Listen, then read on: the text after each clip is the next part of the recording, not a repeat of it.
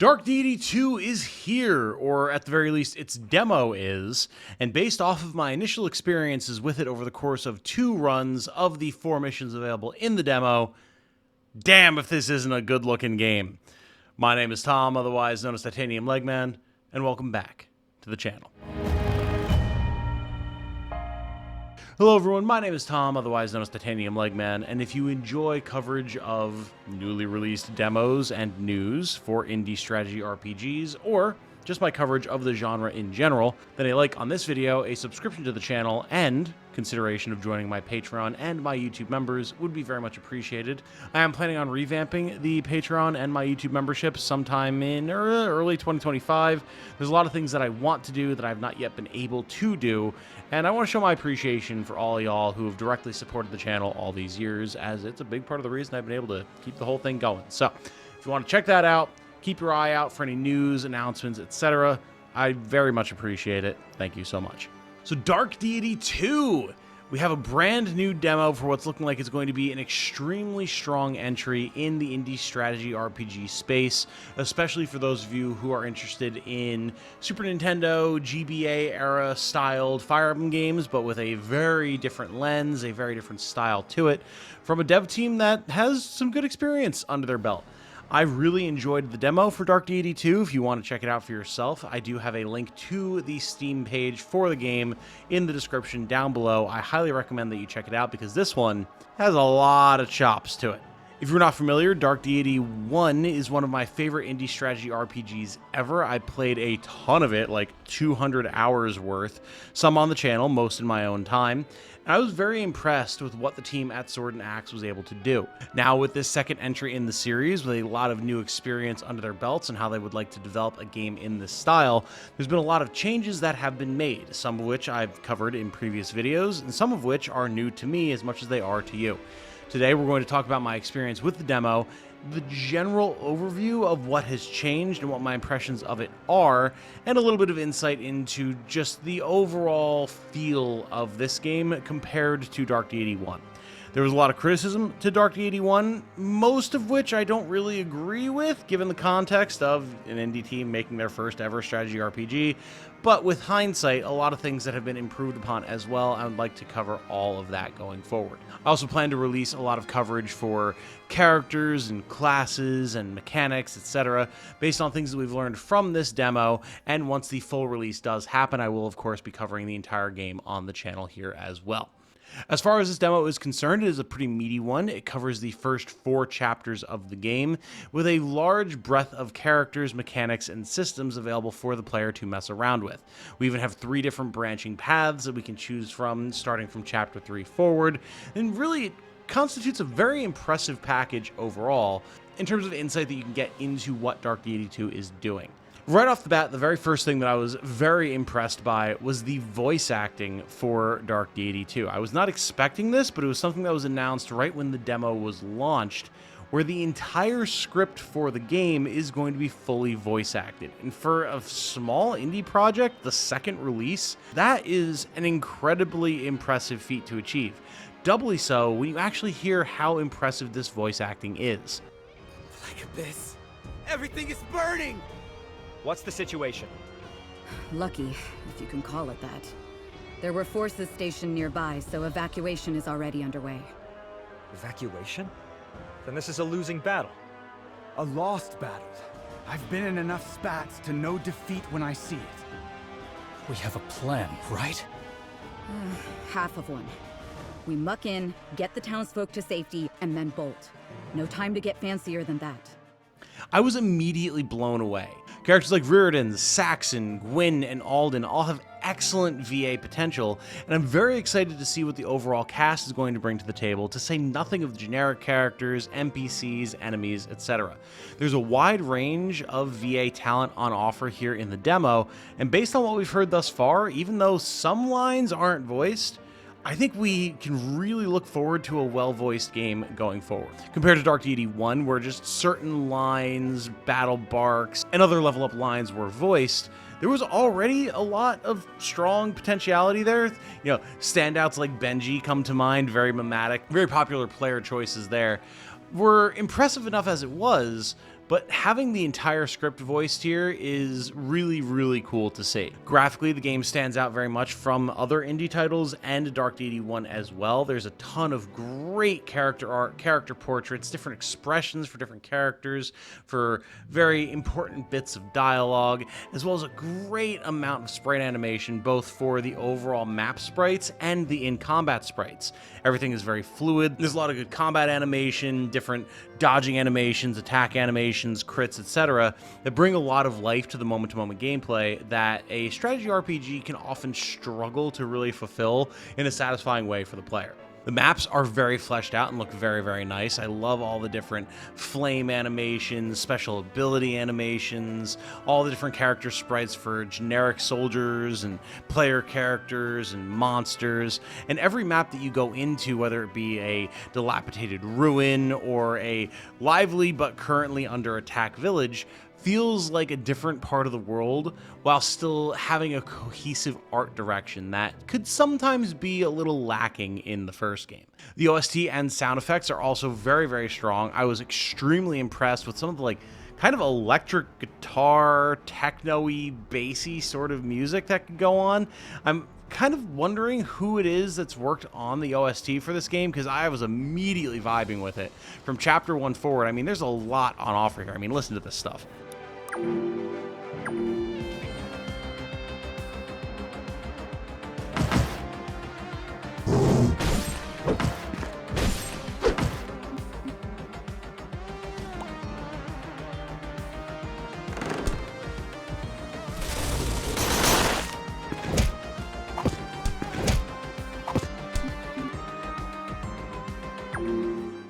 As far as sound effects are concerned, there's definitely a wider range and a better balance than Dark Deity 1, although that has definitely been one of the biggest, I would say, weaknesses of these titles.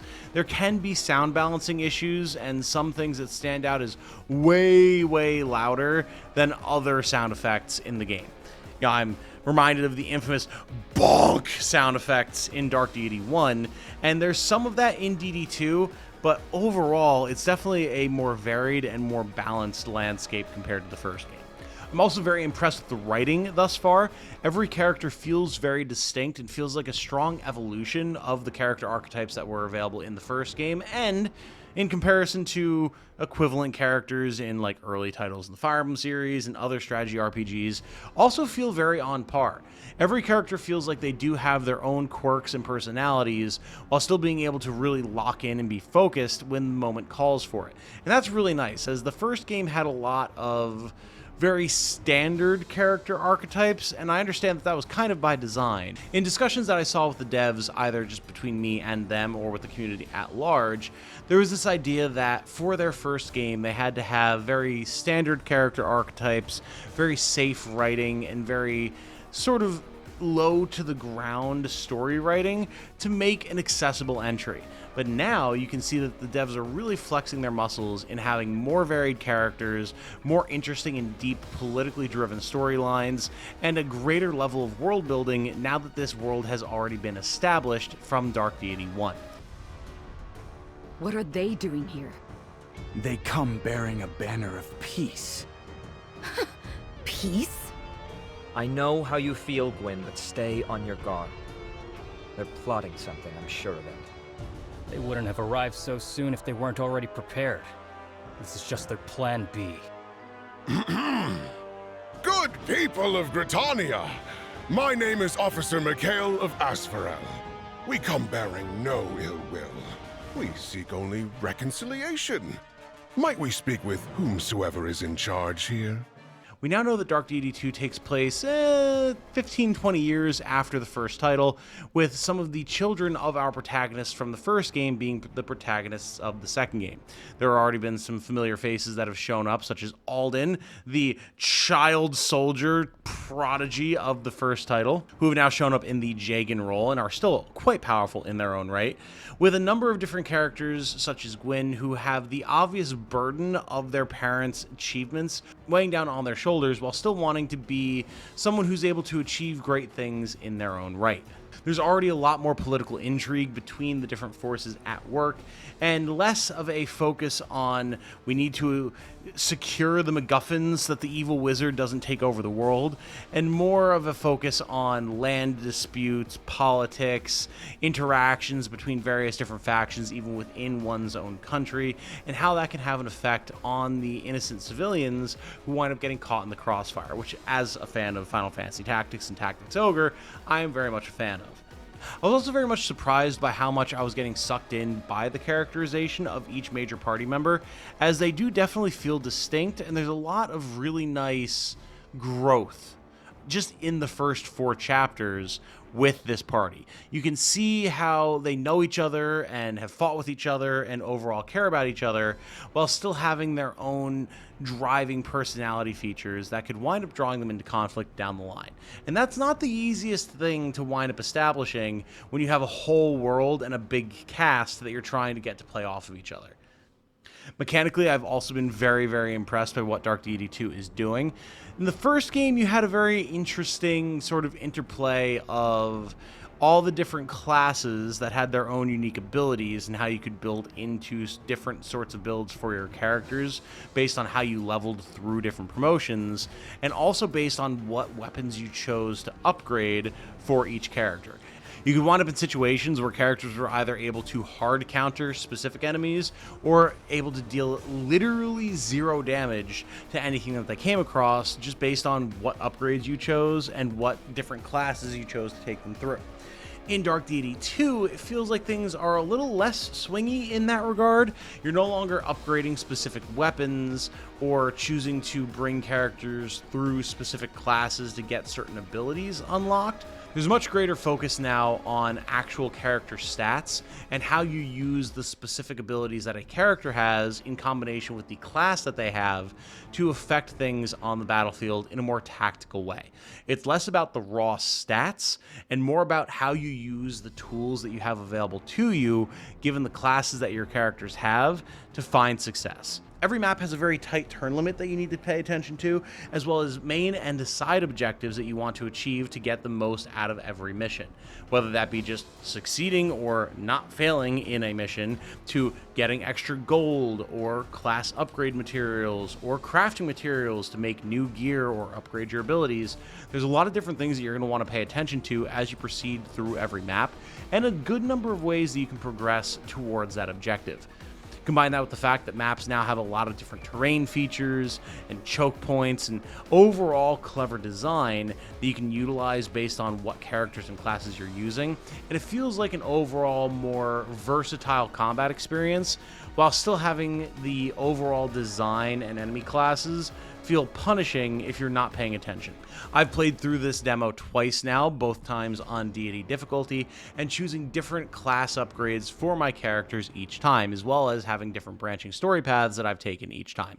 And I can tell you for sure, the second time through, things were definitely tougher than they were the first time through. Because the first time, I picked what seemed like the clearest beneficial options for me, and the second time I just kind of went based on vibes and choosing different options. And if you don't make optimal choices on the highest difficulty, the game will definitely start to punish you. It's not brutally difficult. We're not talking like Fire Emblem Engage maddening difficulty here. Once I got into my groove, I was able to glide through without too much issue, but I definitely lost more characters on my second run than I did on my first. So it's nice to see that there is definitely going to be some challenge and bite here, even in just the first few missions of the game. As far as the classes and abilities that you have on offer, there is a very wide array here. There's far less focus now on what damage types and armor types every individual unit has, so much as there's more of a focus on what stats are on offer, what types of attacks you have available, and the specific abilities that you have due to your personal character and class choices.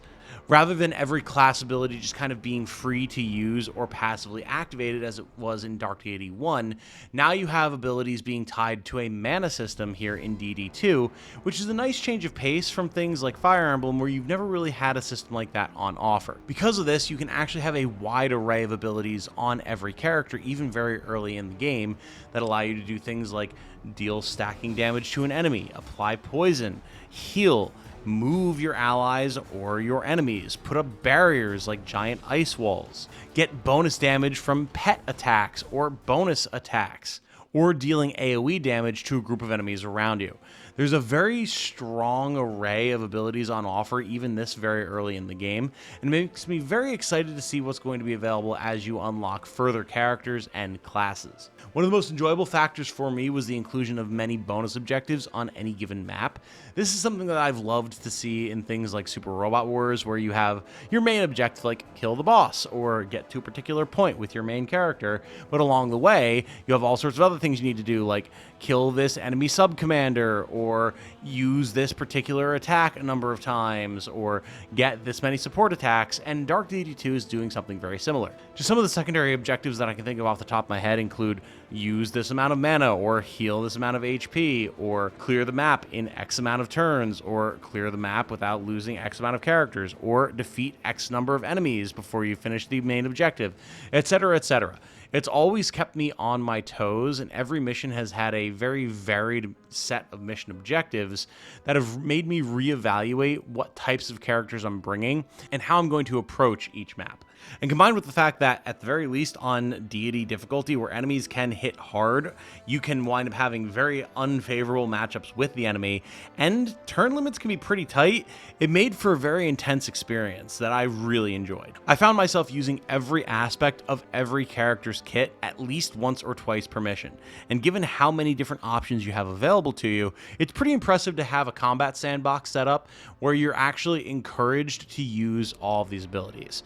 I could definitely think of scenarios in Dark Deity 1 where I really just never wanted to use push with a warrior type character, or never really felt the need to disarm an enemy with a rogue type character, whereas things like adepts with their chain ability were way more useful.